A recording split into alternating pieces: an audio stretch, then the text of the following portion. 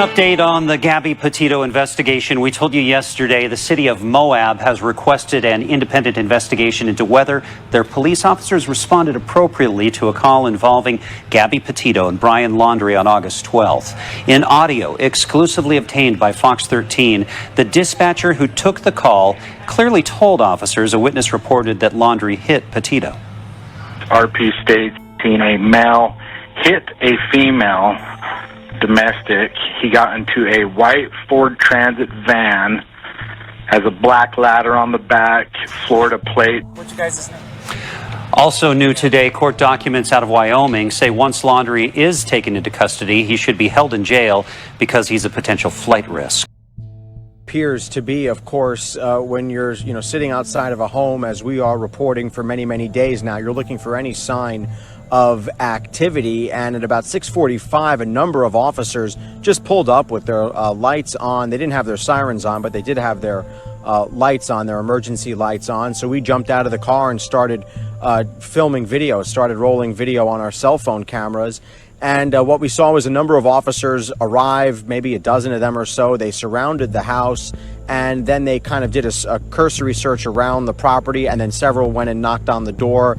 They went and checked to make sure everything was all right. Indeed it was. And then we heard, as officers were leaving, we heard them say to one another, hey, did we get an address for where that call came in from? So they were clearly leaning towards this being a potential false alarm. We learned afterwards, Northport police said that they did get a call for potential shots fired near the Laundrie home. That was found to not be true. We were here. We did not hear any shots fired. No evidence the officers gathered at the scene suggested or indicated that there were any shots fired. And now the person who filed that false report will be investigated for potentially, we don't know if this was done on purpose. There may always be a legitimate claim of something going on. It's not illegal to call 911 if you have accurate information, and if you believe that you have accurate information, you would not be prosecuted. But if you knew that there had not been shots fired and officers can determine that, then certainly whoever did this would potentially face criminal charges. This is, of course, a serious thing,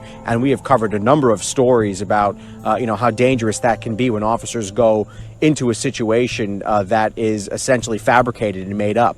Thankfully, in this case, no officers and nobody else was injured. As far as the search for Brian Laundrie goes, we're now on the 6th day of them searching the area of the Carlton Reserve, which is here in Sarasota County. It's about 25,000 acres. There's some in Venice. There's some in Northport, where the Laundrie family is. That's about an hour or so, maybe an hour 20 south of Tampa, if you're familiar with this part of Florida. They have done a 6th day of searching there in the Carlton Reserve, and they have not found any sign of Brian Laundrie yet so far. As we know, there are about 75 officers from 16 different agencies going through the Carlton Reserve, literally acre by acre. It's 25,000 acres. Much of it is swampland. About 75% of it is swampland. So it's a very difficult investigation. It's a huge area, and it's unclear as to how specific their intelligence is as far as where he might be in the Carlton Reserve. We did learn today that Brian Laundrie was thought to be in a kind of an upset state of mind. His lawyer said today that his parents were concerned that when he went in, he didn't have his cell phone or his wallet. So it would be tough, of course, to track somebody who didn't have a cell phone. These are very difficult woods and very difficult terrain and swamp to track. So right now, officers haven't found anything of note yet. We did learn from his attorney that his parents were concerned he might hurt himself. This is what they're telling his attorney and what the attorney is then telling the media. So we'll have to see where this all shakes out, guys. Yeah, a couple things, Evan. First of all, thank you so much for being out there and being able to take video. There's been a lot of misinformation in this case. Clearly, it's picked up a lot of traction online, so people have their own theories and are reporting different things. But this is an important lesson for everyone that trusted sources like yourself are where you should be getting the information. So thank you for that, first of all. And then as far as the search goes, they're continuing into tomorrow and the rest of the weekend as well. Is that right? Yeah, they are going to start searching again tomorrow morning. Generally, they start at around 8 a.m. Or so, 8 to 9 sometimes a little earlier. But the bottom line is they have said that they're going to be covering every potential acre, every acre in the Carlton Reserve. And just so you're aware, people who have different frames of reference, this is the swamp here. It is hot. It is muggy. You cannot survive here for a very long period of time unless you have a lot of supplies. You need a lot of water. You need food. This is a very difficult area for anybody, even a professional, to survive. So without a doubt, we don't know what kind of gear Brian Laundrie has, but it would certainly be a difficult task for him to survive, depending on how long he went into the woods for. Not saying he's not. We don't know how much he has with him. We don't know exactly where he is. But this is obviously going to be a search that's going to go on. And they say until they find him, they have to rule out every possible inch of the Carlton Reserve before they can feel comfortable that he is not there. It's hard to look into the future of this case and the investigation and the search, but if they do, in fact, look at every acre of the Carlton Reserve and come up with nothing, what next? Because this was pointed to by Laundrie's parents, right? Was the Carlton Reserve. That's the last time. That's the information that they gave to police about his whereabouts. Yeah. That's exactly right. That's where they say his car was found on Tuesday of last week at the Carlton Reserve. They then say that his vehicle was brought back to their family home here, where I'm standing in front of, a couple of days later. And then he was reported missing by his parents on Friday. So there's 3 days there where he's essentially unaccounted for. We haven't heard from him, or his family has not heard from him since then, we would have to assume, and neither have police. So as far as what next, we don't know if they have gotten other tips. How many tips have come in? Are there credible sightings of Brian Laundrie, either in the southeastern United States, in Florida, or across the country? We simply don't know, because this is standard in any investigation. Police and law enforcement will not tell you everything that comes in until the public needs to know. Part of me wonders if they have not gotten any tips, because if there were credible tips that were coming in that someone who is a suspect in a case like this would be out there, would be out and about, you would assume that they would let the public know, because that could be a public safety issue. But we don't know what they've gotten. They're getting tips, I'm sure, that from across the country, across the Southeast, and many of them are being checked out.